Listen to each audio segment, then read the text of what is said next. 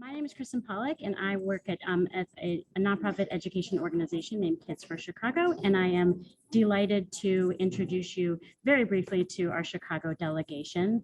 This is our list of Chicago delegation list of public and private partners that have been working to bridge the digital divide over the last two plus years. So with that, I just wanted to briefly introduce our speakers. We've got Adrian Segura, who is with Chicago Public Schools, Dominique Smith, who is a Chicago parent and member of the City of Chicago Digital Equity Council, and Devin Bronstein, who works at the Chicago Mayor's Office as a Digital Inclusion Policy Fellow.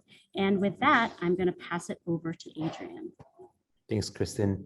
Hello, everyone. My name is Adrian Segura, and I serve as the Chief Officer of Family and Community Engagement at Chicago Public Schools. I'm delighted to speak on behalf of the Chicago delegation about our work to make digital equity and inclusion a reality for children and families in Chicago.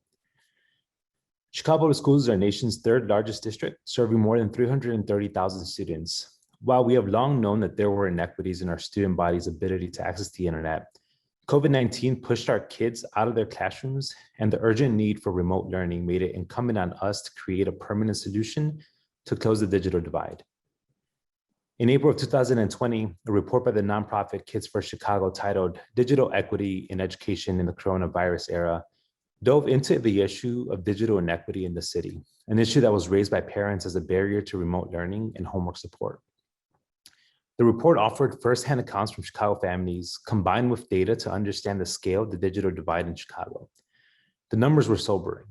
The report showed our city's top leadership that 1 in 5 children under 18 lacked access to broadband. It's more than 110,000 students.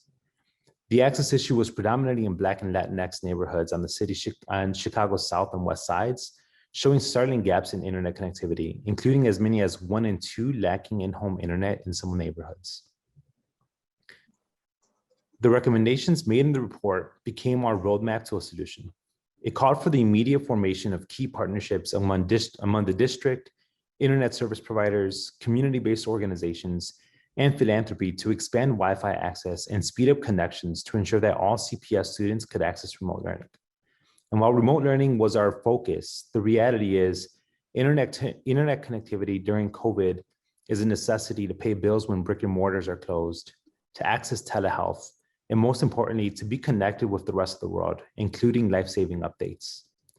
Understanding the urgency to protect learning for CPS students, Chicago's Mayor, Lori Lightfoot, and her administration, private funders, and the internet service providers responded to our call to create a sustainable platform for universal access.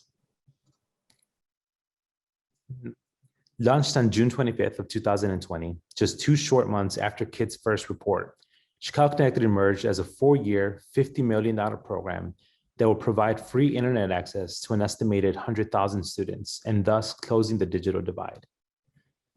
Chicago Connected is the country's largest and most sustainable program of its kind, and the results have been impressive. In the first 2 years, we have thrown a digital lifeline to 77,000 students and 42,000 households. Our first priority was to support our highest needs students and families first. That includes our 12,000 CPS students that are in temporary living situations who were made eligible immediately and also received the computing device. And we know the program was successful in achieving the initial goal of getting students online and engaged during the pandemic. By the end of the school year, students with redeemed activation codes for wired service had an attendance rate of 91.2%, which was a half percentage point higher than the overall district attendance rate at the time, despite the fact that they are more likely to face barriers to consistent remote learning attendance. There was great urgency around getting all of our students access to the broadband connections needed to continue learning. Yet, we also understood this was our moment in time to create a permanent solution, one that will also serve as a bridge to out-of-school learning, adult education, and career development. I now have the pleasure to turn things over to Dominique Smith. Thank you, Adrian. I'm Dominique Smith. I'm a parent, CPS employee, and a member of the Digital Equity Council. My participation with Chicago Connected programs led me to elevate my leadership on this issue as a member of the newly formed Digital Equity Council, which we will talk more about later in the presentation. As a resident of one of the least connected communities in Chicago, I know firsthand what digital inequities look like. At community conversations that we have hosted on this issue, we've heard about the difficulties getting functional devices affordability of quality internet service, as well as enough broadband to support larger families with multiple running devices. On a more personal note, I am a mother of 8-year-old twin boys, one of whom has an individualized education plan or an IEP. When everything went remote at the start of the pandemic, it turned our everyday routines upside down. Without quality internet to support 3 running devices, my boys were constantly dropped from their classes and unable to get all of the instruction needed daily, which included some of the services listed in my son's IEP. Here in Chicago, we approach our work towards digital equity with a community-based cross-sector process that centers people most impacted by this issue. Chicago Connected developed its digital learning programs by first convening a guiding team that consisted of Chicago Connected parents impacted by the digital divide, community-based organizations, and our city's biggest institutions, such as Chicago Public Schools, City Colleges of Chicago, and Chicago Public Library. We took that information and co-created solutions together. Focus group with parents ensured that we were on the right track with what we were offering, which included self-paced resources that parents could work through on their own, such as North Star Digital Literacy, which is a program that I personally completed. This is a great program that hundreds of families have already benefited from. Chicago Digital Learn, a program with the Chicago Public Library, and Coursera, a platform where families can take college-level courses and earn professional certifications.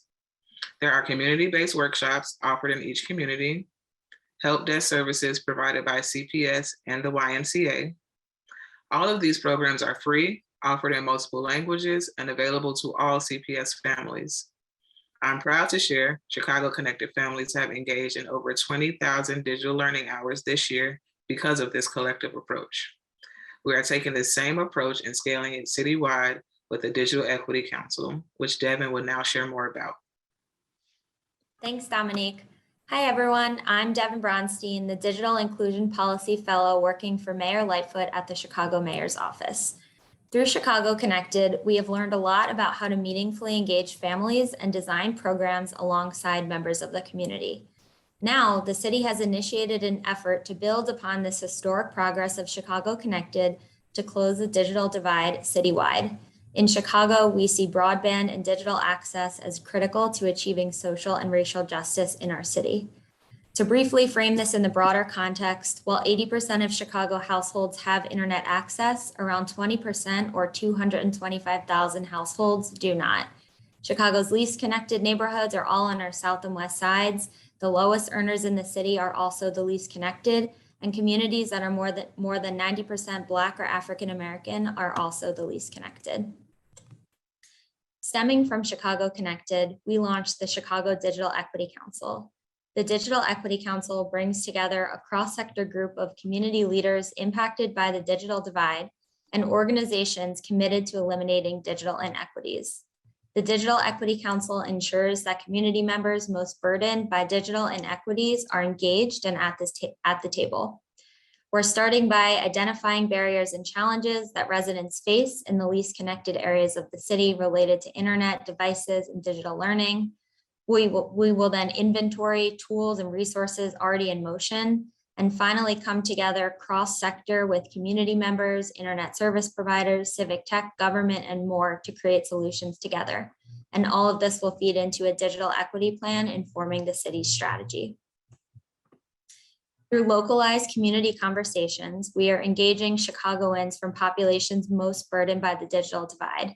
For example, thanks to our close partnership with the Chicago Housing Authority, we have hosted a conversation in Altgeld Gardens, reaching people who live in public housing as well as seniors. And I just want to acknowledge that Pat Stewart, who's a digital inclusion leader at the Chicago Housing Authority, is here today and is a member of the Chicago Digital Equity Council leadership team. Chicago Housing Authority is a leader in digital inclusion work in Chicago and serves as a Chicago Connected partner, hosting digital trainings and conducting regular internet sign-up events with public housing residents.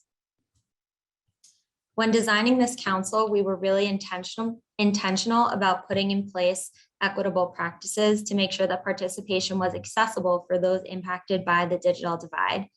Just a couple of examples: we're compensating people for their time, both community members who participate and come out for these sessions, as well as folks serving on our leadership team. We host in multiple languages from Spanish to Cantonese. We're working with a disability advocacy organization to make sure we're including inclusive practices. And we also do things like partner with trusted local organizations to make sure that we're reaching the right people. Chicago Connected demonstrated that partnerships and coalition building are critical to making structural progress in closing the digital divide. The program's approach served as a model for community engagement and cross-sector coalition building. And now we're excited to be building upon the historic progress and momentum achieved over the past 2 years to close the digital divide in Chicago once and for all. Thank you, and we are now ready to take your questions.